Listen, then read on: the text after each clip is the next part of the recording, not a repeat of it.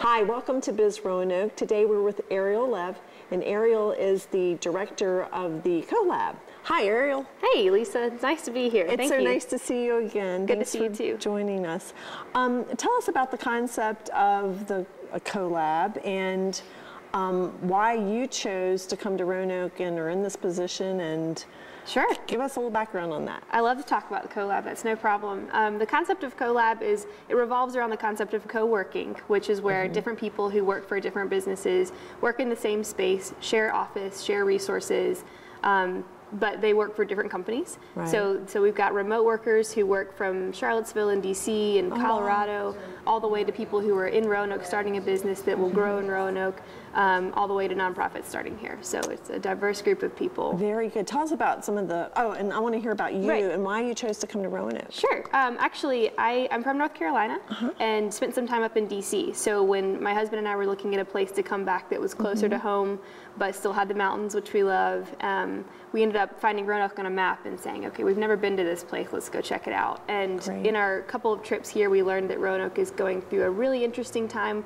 where people who move to town get to really help form what this town turns into, and that was really appealing to us. So we came here, and I ended up meeting Ed Walker and working with him on a few projects, and ended up in this position, which has been wonderful. Very good. Well, we're glad you all are here. Thanks for choosing to come of course, here. No problem. Talk a little bit about the benefits of a CoLab, the benefits of membership, and it is a membership-based environment. Right. So you can choose to be a member. You don't have to be a member to engage here.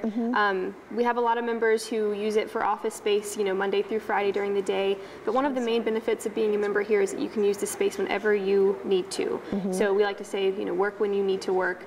Don't be limited by the constraints of when the coffee shop's open. You can come in the middle of the night if that works for your schedule. A lot of people who are starting businesses don't have a typical work schedule. Right. So we're looking at people who need to come in after 5 o'clock, very early in the morning.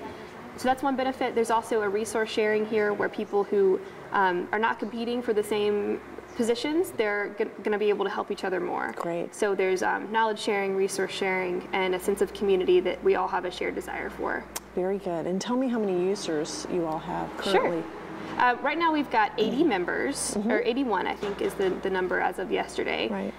But that doesn't account for how many people use the space on a daily basis. We've got businesses, local businesses using us for offsite meetings and training sessions. Oh, fantastic. So right now, actually, Roanoke Natural Foods is in Conference Room A and Jefferson Surgical is in Conference Room B, currently doing offsite meetings. Very nice. Yeah. Good, good. And then the last question is, how many, or have there been any businesses that have launched out of the CoLab? Sure. Well, we're not quite a year old, so we haven't had a whole lot of time to see businesses mature and leave the CoLab. But right now we've got a couple of really exciting businesses that are launching inside of the CoLab. One of those is called We Evolve Us, and it's a social platform for project sharing and for getting things done around the community that can expand to the larger world. It's very exciting.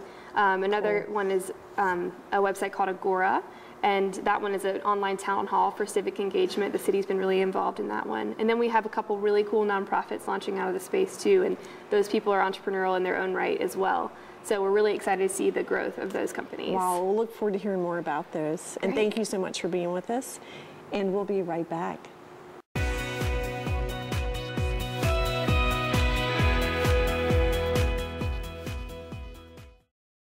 Hi, we're here with Greg Brock. Greg is the founder of Firefly Media and the CEO of the company. Hi, Greg. Hi, Lisa. Thanks for being with us today.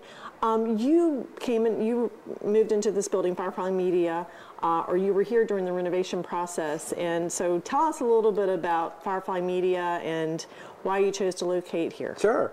Firefly Media is kind of like a digital advertising agency, but it's kind of hard to put us in that kind of a hole. We, in essence, like to partner with clients that are ready to engage in comprehensive digital strategies. Once we get them to that point, then we partner with them to deliver those kind of things and get them to kind of think about what's possible, and then try to help them deliver that. So, in essence, we do things like website design, development, mobile, things like digital marketing campaigns, anything like that. We're a full-service digital agency. Very good. And how many employees do you all have at Firefly Media? That's why I'm graying. We're currently up to, I would say, 7 full-time, and then 1 part-time that I think will be full-time within the next couple of months. And so you're here in the Grandin Village, and you all are such an asset to the village. Thank you. Tell us the advantages of working in a village center like this. It's pretty exciting, I would think. It is, and selfishly, I live in the neighborhood, so I get to walk to work. Nice. I get to ride my bike down, and that's always been worth its weight in gold. Yeah. My car stays in the garage now all the time, which is good. But from another level, we also see it as a talent magnet.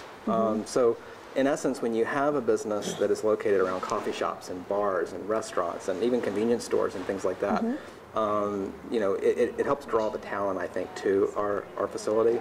Nice. It also has a really cool vibe in the Grandin Village, and that's really become kind of a part of our brand. It hit me the very first year we were down here in the summertime, as crazy as this might sound. We had drum circles breaking out down near the co-op. Wow. So, you know, it's one of those things that's kind of got this funky, cool, almost Cary Street kind of vibe to it. And it's really kind of played well with our brand and kind of the things that we like and the group of people that we like to bring in. Very nice. Thank you for sharing that.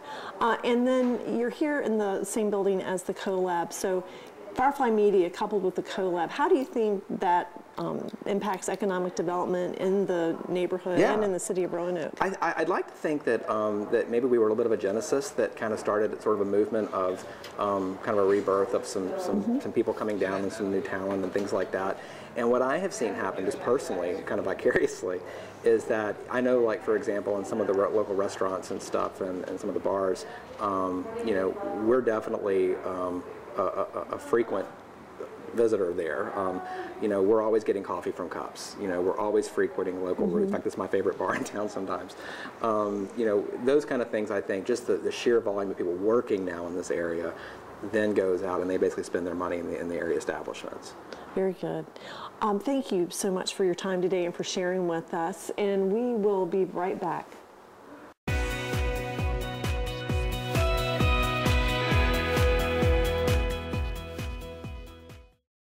Hi, welcome back. We are with Brent Cochran. Brent is the founder of Community Source Capital.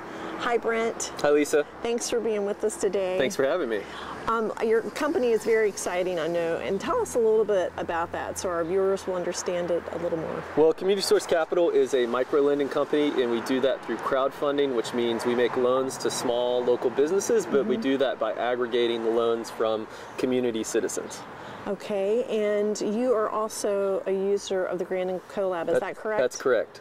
All right, and describe your work here and why you chose to locate in the Grandin CoLab versus having your own office offsite. Well, there are a lot of very simple things. I mean, one, the price is right to be in the Grandin CoLab. It's very convenient. I like the Grandin Village. I like the vibe here. But part of it is, it's more of, when I say the vibe, it's more of the place of small businesses, entrepreneurs, people that are doing interesting things. So, you know, if I was in an office somewhere, I would just be by myself, whereas here, I'm constantly getting to connect with interesting people doing interesting stuff. So it's, you know, business in many ways is all about networking, and the CoLab really accelerates that process. And talk to us a little bit about the CoLab and the benefits you feel like it brings to the community. Well, I mean, just that. I think it's a place for people that have small businesses. I think it's a place for entrepreneurs. I think it's a place for freelancers. I mean, one, it is office space is expensive. Amenities like that are expensive. It can be cost prohibitive to people.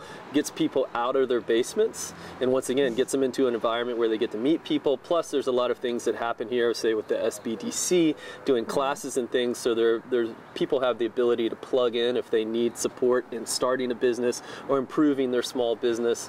And so it's a way of really creating a community of entrepreneurs and business owners. Brent, I know that one of your first projects through Community Source Capital in Virginia was one of the businesses in the Grandin Village. Tell us a little bit about that project. Yeah, that's Viva La Cupcake. It's right down the street from us here, and they wanted to expand and do outdoor festivals and events, and so they wanted basically like a food truck, and they went with a trailer, and think food truck. It's a really cool little cupcake trailer, and they needed about $7,500 to do that. Most banks aren't going to lend that amount of money, so this is where we step in, and so we are able to aggregate the $7,500 from about 90 members in the community, got them the loan, they built the trailer, they've been going out and doing events, and they've been paying that loan back every month ever since, and we did that back in I think September. Wow, well, thank you for sharing that story with us. It's a great success story for you and for Viva La Cupcake, and thank you for your time today. Thank you. And we'll be right back.